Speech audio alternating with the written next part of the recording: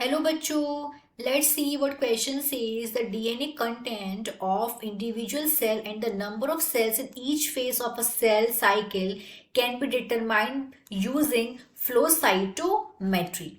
Which of the following combination of phase of a cell cycle and its corresponding DNA content can be considered normal? यहाँ पे four statement दिए हैं. A, diploidine cells found in G0 or G1 phase. B, cells with twice the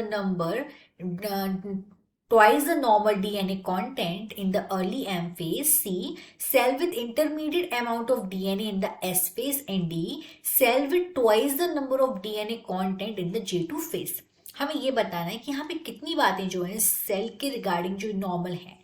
तो first हम statement की बात करते हैं. स्टेटमेंट ए, यहाँ बोला गया है जो डिप्लोइडिन सेल है जो फाउंड होती है G0 या G1 फेज में, वो डिप्लोइडिन सेल मिलती है G0 और G1 फेज में.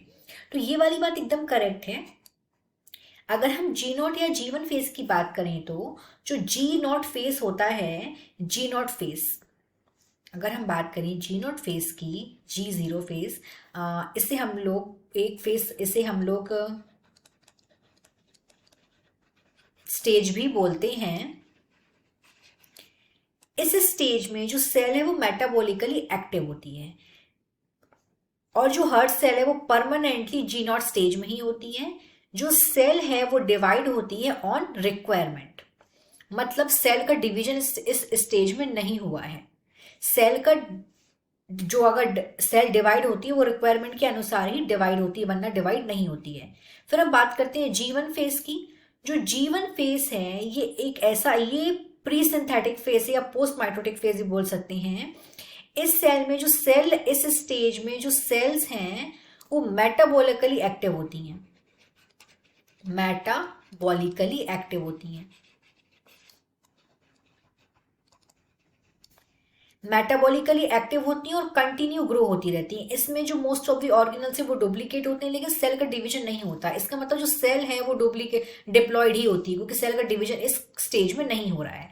तो यहाँ पे जो ए स्टेटमेंट है वो एकदम करेक्ट है. हम बी की बात करते हैं. बी में बोला गया है cell with twice the normal DNA content in the early M phase.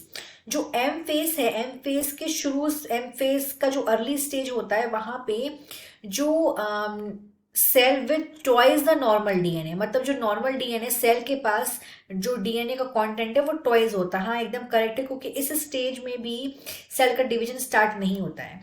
इस स्टेज में भी ये नहीं होता. इस स्टेज में क्या होता है, एम स्टेज में, एम स्टेज की अर्ली स्टेज में नहीं, इस एम स्टेज के ड्यूरिंग ही सेल का डिवीजन होता है. और इसीलिए जो ये वाला स्टेटमेंट है वो एकदम करेक्ट है. अब हम बात करते हैं स्टेटमेंट नंबर सी की. यहां पे बोला गया है सी में cell with intermediate amount of DNA in the S phase. Cell with intermediate amount of DNA in the S phase. S phase में क्या होता है, अगर हम एस फेज की बात करें तो एस फेज में डीएनए का रेप्लिकेशन होता है, डीएनए का रेप्लिकेशन होता है. एन फेज में डीएनए का रेप्लिकेशन होता है, लेकिन जो क्रोमोसोम्स के नंबर होते हैं, क्रोमोसोम्स के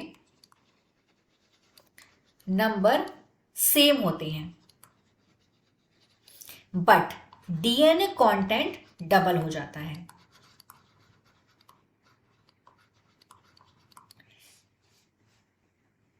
इसीलिए ये वाला स्टेटमेंट भी करेक्ट है. अब हम बात करते हैं स्टेटमेंट नंबर डी की.